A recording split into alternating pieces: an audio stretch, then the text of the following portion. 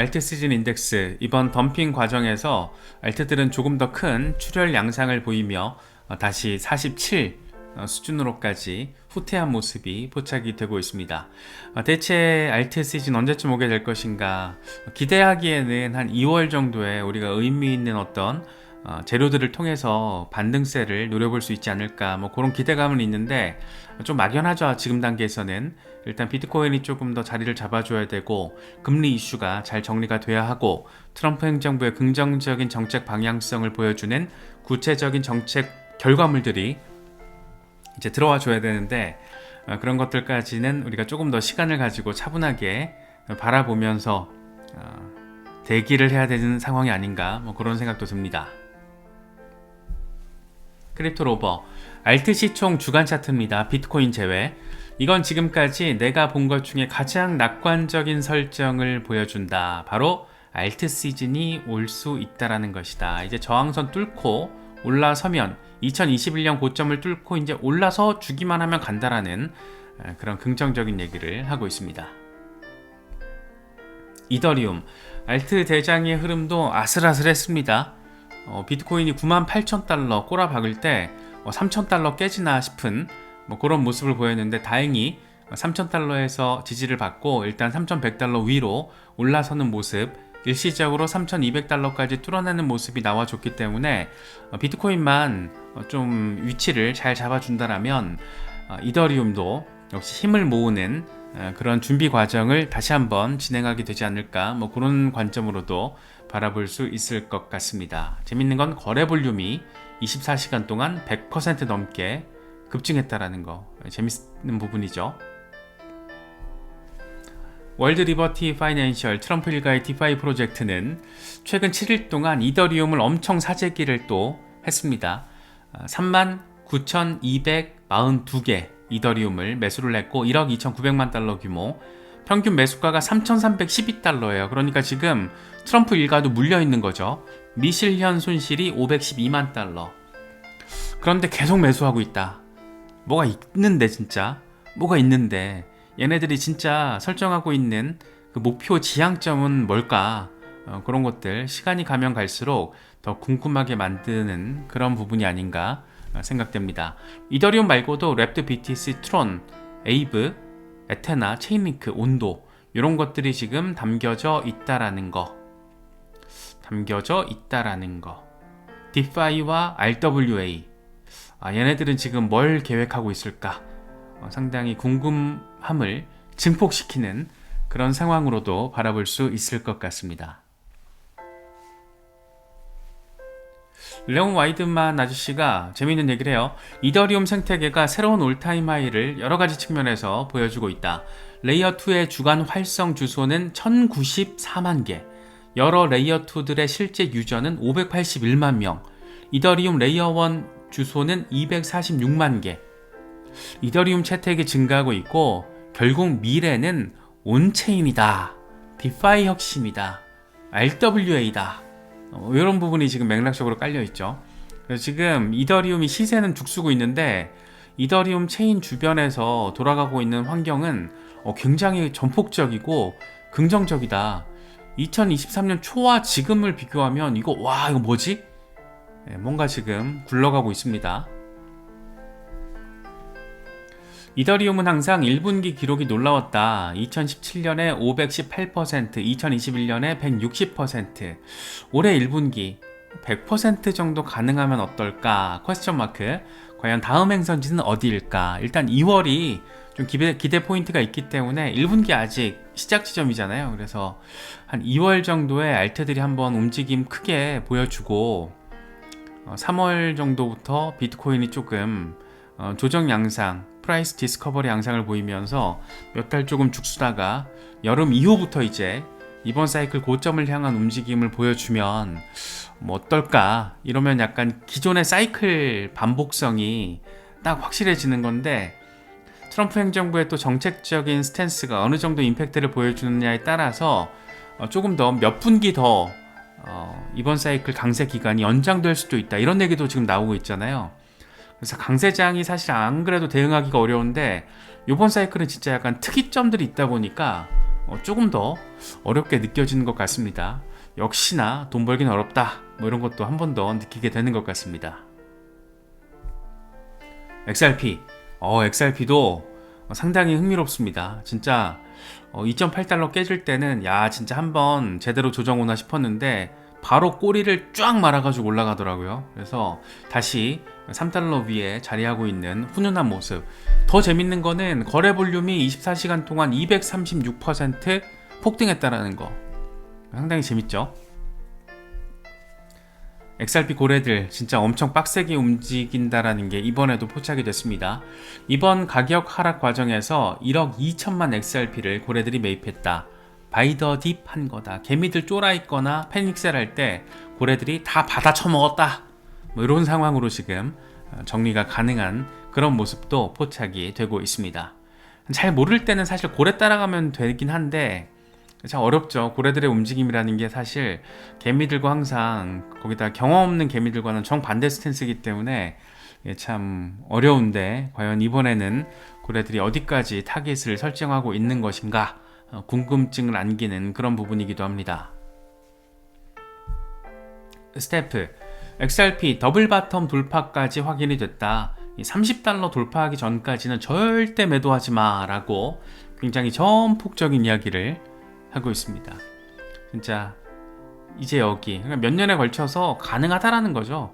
한 1년 정도 가능하다라는 얘기 지금 하고 있는 건데 참 이게 정말 웬만한 진성홀더 아니면 이게 쉽지 않은 그런 부분이죠. 어떻게 될지 모르겠으나 아무튼 조금 XRP 주변에 워낙 긍정적인 재료들이 많이 깔려 있다 보니까 또 포텐셜한 재료들까지 많이 더해져 있다 보니까 좀 더 전폭적인 이야기들이 XRP 커뮤니티에서는 지금 쏟아져 나오고 있는 그런 상황이기도 합니다. 크립토불 XRP 일간 차트 엄청 멋지다. 당신도 이렇게 생각한다라면 내가 내일 이제 무슨 일이 벌어질지 기대해라. 이번에 와 2.7달러까지 깨졌는데 빡 하고 꼬리 말려서 올라간 거 보면 지금 뭐가 있는 거죠 라는 생각을 또 갖게 만드는 그런 이렇게 보니까 또 되게 예쁘네 이런 생각이 들기도 합니다. XRP 지금 긍정적인 재료들이 되게 많습니다. 스테이블 코인 RLUSD는 출시가 됐고 트럼프는 취임을 했고 갠슬러는 해고가 됐고 리플 사건은 종료 기대감이 커지고 있고 알트 시즌 시작에 대한 기대감 역시 커지고 있고 리플은 지속적으로 대형 은행들과 파트너십을 체결하고 있고 XRP ETF 승인 기대감 역시 커지고 있고 한 절반 정도는 현실화됐고 절반 정도는 기대감 차원에서 지금 긍정적인 어떤 그런 정서를 키우고 있다.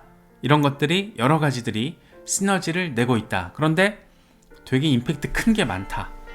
리플 소송 종료, 뭐 XRP ETF 이런 것들 되게 임팩트 있잖아요. 상황에 따라서는 이런 재료들이 알트 시즌을 이 포문을 여는 이 견인 재료가 또 될 수 있기 때문에 알트 위주로 또 투자하시는 분들에게 있어서는 XRP 흐름을 또 이렇게 또 무시하기는 또 어려운 그런 상황이 아닌가 싶기도 합니다. 이번에 또 호재가 들어왔죠. 뉴욕과 텍사스의 송금 라이선스 MTL 머니 트랜스미터 라이선스를 획득을 했습니다. 이에 따라서 이제 리플 사용자들은 MTL을 통해서 국가 간 결제 솔루션 서비스를 사용할 수 있게 되어버렸습니다. 이 규제 준수 프로젝트 리플 규제 준수 너무 반가운 소식이죠. 거기다가 뉴욕이 들어가 있으니까 어떤 뉴욕이라는 도시가 가지고 있는 규제 상징성이 있잖아요. 그런 것들이 조금 더 기대감을 키우는 부분. 리플은 이렇게 설명합니다. 뉴욕과 텍사스주에서 실시간으로 글로벌 결제 솔루션에 대한 수요가 크게 증가했다. 이게 진짜 의미죠. 크게 증가했다. 앞으로 더 증가할 거다. 여기에다가 규제 라이선스까지 확보했다. 우리는 규제 명확성. 이 상황에서 이제 소송마저 잘 정리가 되면 진짜 땡큐 베리 머치 아주 많이 감사 이 상황이 이제 되는 거겠죠. 여기에다가 시카고 상품거래소는 어쩌면 2월 10일 전후 시점에서 XRP 선물 상품을 출시할 가능성, 이건 어떤 시그널이다? XRP 현물 ETF 승인 가능성과 기대감을 엄청 높이는 상황이 펼쳐지는 거죠. 지금까지 XRP 현물 ETF 승인의 장애 가운데 하나로 선물부터 좀 나와줘야 되는데 뭐 이런 얘기들이 이제 조금 더 시카고 상품거래소가 움직여준다라면 뭔가 딱 판이 깔리는 거죠. 여기에다가 코인시얼스까지 XRP 현물 ETF S1을 지금 집어넣기 때문에 다른 기관들도 이제 속도감 있게 움직일 가능성.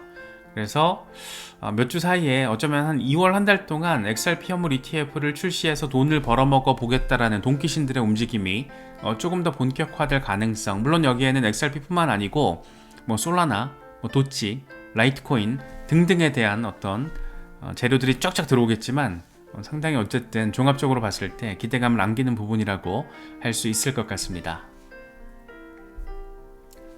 사실 투자자 입장에서, 암호화폐 투자자 입장에서 지금 제일 궁금한 건 트럼프 행정부의 암호화폐 전략자산 이슈가 아닌가 싶어요.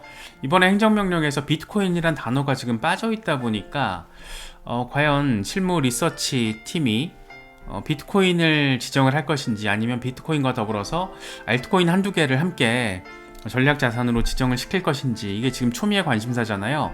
그래서 알트코인 하니까 당연히 지금 미국 기반 리플, 에이다, 솔라나 이런 얘기 나오고 있는 거고, 특히 솔라나 같은 경우에는 트럼프 밈코인이 출시된 플랫폼이기도 하고, 에이다는 또 로버트 주니어 케네디와 또 맞물려 있다 보니까 에이다에 대한 어떤 기대감도 있고, 또 디파이 혁신과도 맞물려 있잖아요. 그리고 리플, 와 이거 어떻게 될까 괜히 또 기대감을 안기고 있습니다.